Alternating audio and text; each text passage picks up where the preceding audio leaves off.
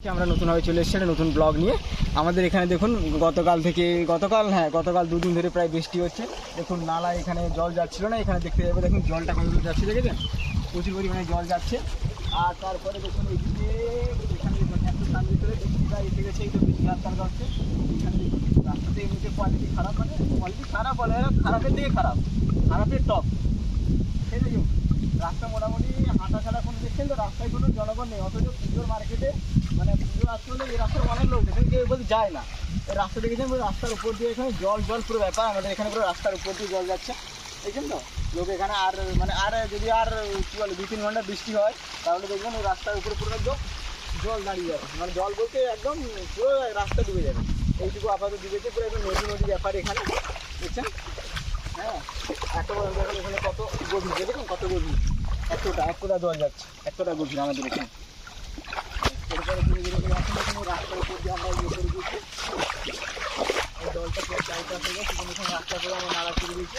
এরপর দেখুন জল বেরিয়ে যাচ্ছে। এই হচ্ছে আমাদের ওয়েস্ট বেঙ্গলের খুব সুন্দর রাস্তা।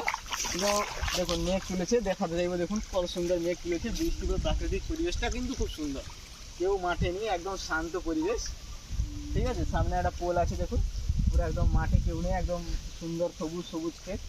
পুজোটা সবাই গেছে, কাশফুল পুরো একদম ভর্তি।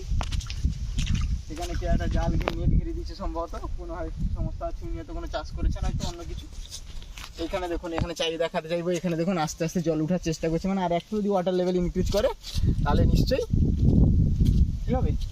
আমাদের এদিকে সে কেউ আসছে নাকি দেখছিলাম, আমাদের এদিকে অবশ্যই জল, এই রাস্তা সব ডুবে যাবে। আর যদি আজকে রাত্রে বৃষ্টিও নিম্নচাপের জন্য, তো এখানে দেখুন রাস্তা প্রায় ডুবো অবস্থা, দেখুন এত পর্যন্ত জল চলে এসেছে, বলতে কত জল বেরোচ্ছে। তো মাছ অ্যাকচুয়ালি নেই, কেন বলুন তো, এই যে কীটনাশক আর ব্যবহারের ফলে, নাহলে এতদিনে লোক মাছ নিয়ে যন্ত্র নিয়ে বেরোতে বসে পড়ে, দেখেছেন নেট বসিয়েছি, কিন্তু লোকের দেখা নেই, মাছও সেরকম পড়ছে না। দেখাতে যাবো খুবই সুন্দর একদম প্রাকৃতিক দৃশ্য, কেউ নেই মাঠে, ঠান্ডা ফুরফুরে হাওয়া।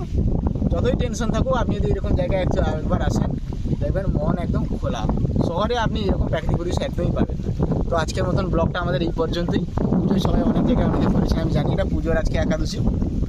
কে কোথায় ঘুরলেন একটু কমেন্টে জানাবেন, ঠিক আছে। ধন্যবাদ, নমস্কার।